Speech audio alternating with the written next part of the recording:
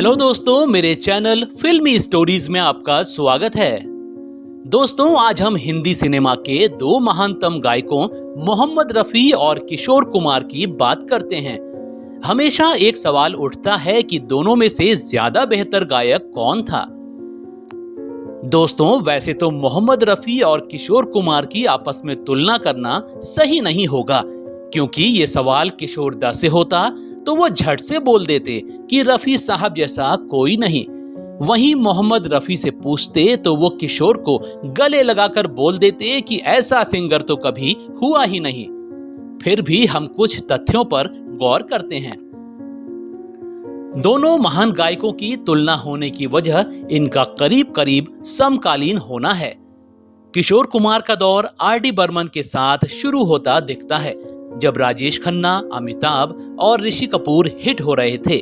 वहीं रफी को देखें तो वो इस दौर से बहुत पहले ही राज करते हुए नजर आते हैं।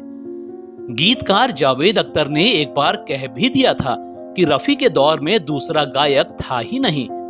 अगर 100 गीत होते थे तो 90 अकेले रफी को मिला करते थे, बाकी 10 गीत दूसरे गायकों के हिस्से आते थे। इन गायकों में किशोर दा का नाम भी आता है। दोनों गायकों की गायकी पर गौर करें तो रफी प्रशिक्षित गायक थे, जबकि किशोर दा नेचुरल सिंगर थे। उन्होंने संगीत कहीं से सीखा नहीं था, बल्कि मां सरस्वती का वरदान उनको हासिल था। रफी अगर किसी दौर में कमजोर दिखते हैं तो वो 1969 से 1974 का दौर था। एक मुफ्ती के कहने पर उन्होंने 1969 में गायकी से तौबा कर ली थी। पूरे 19 महीने तक उन्होंने कोई गीत नहीं गाया था।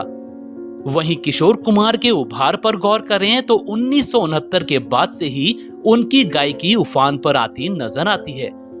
आराधना, कटी पतंग, आनंद और अमर प्रेम जैसी सुपरहिट फिल्में 1969 के बाद ही आईं। इन फिल्मों में किशोर दा ने अपनी आवाज दी तो उनकी गायकी का जादू लोगों के सिर चढ़कर बोलने लगा। यानी अगर गौर करें तो रफी की गैर मौजूदगी में किशोर को उभरने का मौका मिला, लेकिन फिर वो ऐसे उभरे कि एक समय रफी का जादू भी फीका पड़ने लगा था। हालांकि 1974 के बाद रफी वापसी करते हैं तो फिर अपनी पुरानी स्थिति में आ जाते हैं। 1969 में फिल्म प्यार का मौसम में एक गीत था, तुम बिन जाऊं कहां। इस गीत को किशोर और रफी दोनों ने ही गाया था। रफी ने शशि कपूर के लिए तो किशोर ने भारत भूषण के लिए। लोकप्रियता की बात करें तो किशोर कुमार का वर्जन लोगों को ज्यादा पसंद आया था। गायकी की तुलना करें तो दोनों के गायन की पिच ही अलग थी, जिनमें कोई टकराव हो ही नहीं सकता है। किशोर दा भले ही नेचुरल सिंगर थे, लेकिन उनकी अपनी एक सीमा थी और वो इसे बखूबी जानते भी थे। वहीं रफी ट्रेंड सिंगर थे और खुद किशोर दा ने ही कुछ गानों के लिए कहा था कि इनको रफी से बेहतर कोई नहीं गा सकता था। इनमें कोहिनूर फिल्म का मधुवन में राधिका नाचे जैसा गीत भी शामिल था। मगर यह भी उतना ही सच है कि किशोर दा ने जितने भी डुएट किए, उनमें किशोर कुमार का वर्जन ही ज्यादा हिट हुआ, चाहे फिर उनके साथ मोहम्मद रफी ही क्यों ना रहे हों।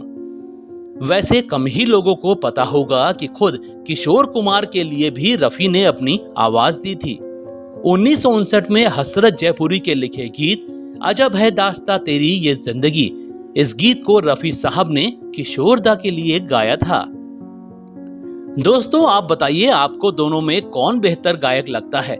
हमें कमेंट जरूर कीजिएगा। ऐसी ही और स्टोरीज को जानने के लिए आप मेरे चैनल फिल्मी स्टोरीज को सब्सक्राइब भी कर सकते हैं। बस बेल आइकन दबाना मत भूलिएगा।